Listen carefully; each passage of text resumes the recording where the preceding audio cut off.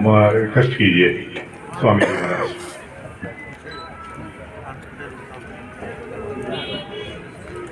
वृंदावन बिहारी लाल की, संत समाज की, वंदे महापुरुष के चरणारविंदम।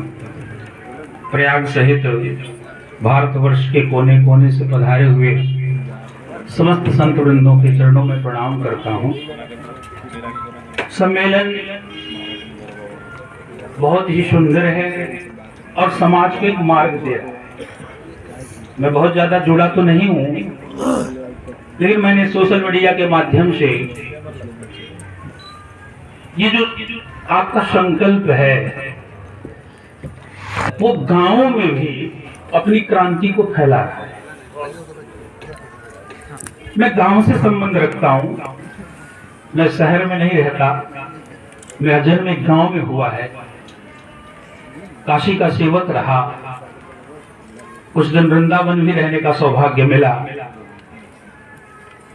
लेकिन आप लोगों की वाणी गांव तक पहुंच रही है और गांवों में भी लोग जानने लगे हैं कि संत समाज एक हिंदू राष्ट्र की मांग कर रहा है और जो कि जायज है, होना चाहिए। कोई भी आवाज तब प्रभावकारी होती है जब वो बात जन जन की आवाज बनती है। हम लोग जो यहां पर बैठे हुए हैं केवल संतों के सहारे, कि जो करेगा वो संत करेगा, तो संत क्या क्या करेगा। संत हमारे घर की रखवाली करेगा, संत हमारे घर को बचाएगा।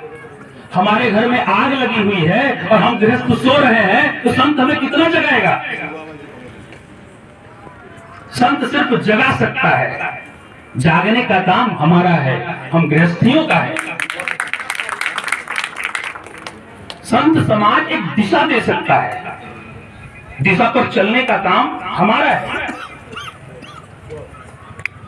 हम अपने मार्ग से भटके हुए हैं, हमें लज्जा आनी चाहिए कि जो काम हमें करना चाहिए था वो काम हमारे संत कर रहे हैं।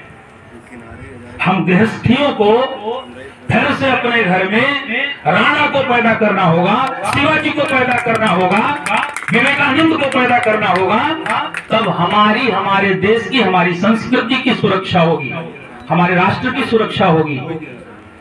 आप सभी लोग जानते हैं, हम यहाँ पे कुछ बोलते हैं, लोग आपत्ति करते हैं, और उसी धर्म विशेष के कुछ लोग हैदराबाद में बैठ के आग उगलते हैं, तो कोई रोकने वाला नहीं, कोई टोकने वाला नहीं उनको। हम किस देश में जी रहे हैं, ये विचारणीय विषय है। और साथ में ये भी सोचें कि हमारे मंदिरों में घंटियां बंद हो रही हैं। मैंने बचपन से पढ़ा है, जब हमारे घर में घंटी बजती है तो भगवान को भोग लगता है। हमारे मंदिरों में जो घंटा बजता है तब आरती होती है।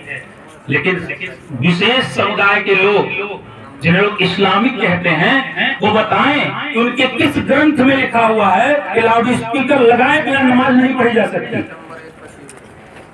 इसलिए समय का थोड़ा अभाव है मेरे पास, मैं क्षमा चाहता हूं, क्योंकि मेरी कथा 2 बजे से है और मैं ब्रह्मर्षि आश्रम, ये जो ट्रस्ट बना हुआ है, इसके कार्यक्रम का मैं समन्वयक हूँ।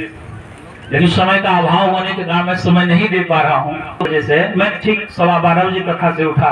प्रथम सत्र 9 से 12 का है, द्वितीय सत्र 2 से 5:30 बजे तक का है। मेरे मित्र पवन भट्ट जी पधारे हैं यहाँ पे हरिद्वार से। हम दोनों लोग बचपन में एक साथ हरिद्वार में रहे, तो समय का अभाव है, इसमें क्षमा चाहता हूँ।